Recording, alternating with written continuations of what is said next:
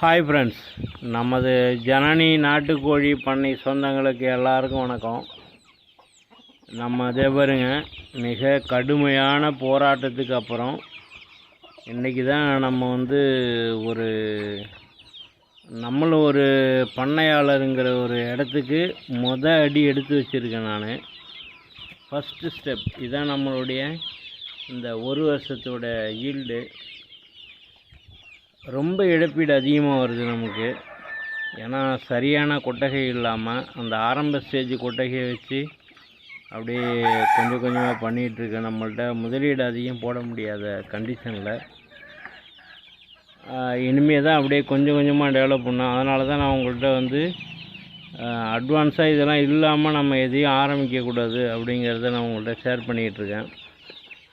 ஆமாம், இது மாதிரி நீங்களும் இழப்பீடு அதிகம் இல்லாமல் கொண்டு வரணும். அதுதான் மெயினு. நம்ம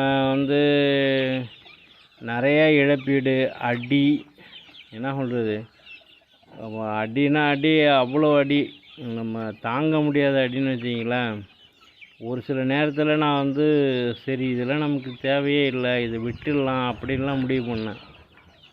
ஏன்னா அப்போ எங்கள் வீட்டுக்காரங்க தான் சொன்னாங்க,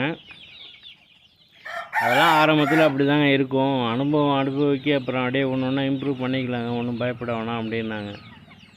முதலீடு போட்டு நம்ம இவ்வளோ தூரம் போய் கடைசியில் விட்டோம்னா அது சரி வராதுங்க அப்படின்னாங்க. சரி, ஓகே, முயற்சி பண்ணி பார்ப்போம் அப்படின்ட்டு நம்ம இப்போ தான் ஃபஸ்ட் டைமு இந்த ஒரு 5 மாதமாக எடுத்தது இவ்வளோ தான் நம்மக்கிட்ட. ஆனால் எப்படி இருந்தாலும் நம்ம இன்னும் கொஞ்சம் யங் பண்ணியிருக்கலாம். அது கொஞ்சம் இந்த குளிர் நாளில் இழப்பீடு கொஞ்சம் அதிகமாகிட்டுது. ஆமாம், அதுக்கெல்லாம் சரியான இடப்பற்றாக்குறை காரணமாக சரியாக அவங்கள பராமரிக்க முடியல. இந்த மாதிரி நீங்களும் இந்த வீடியோவை ஷேர் பண்ணுங்கள். இந்த மாதிரி எல்லோரும் அனுபவத்தை ஷேர் பண்ணால் தான் நமக்கு கற்றலை விட கேட்டலே நன்றுன்னு ஒரு பழமொழி உண்டு. அது மாதிரி நீங்கள் எல்லாருக்கும் இதை ஷேர் பண்ணி எல்லோரும் நம்மளை மாதிரி கஷ்டப்படாமல் கரெக்டாக இழப்பீடு சந்திக்காமல் கொண்டு வரதுக்கு வழிகாட்டியாக இருக்குன்னு நினைக்கிறேன். ஓகே, பாய், தேங்க்யூ.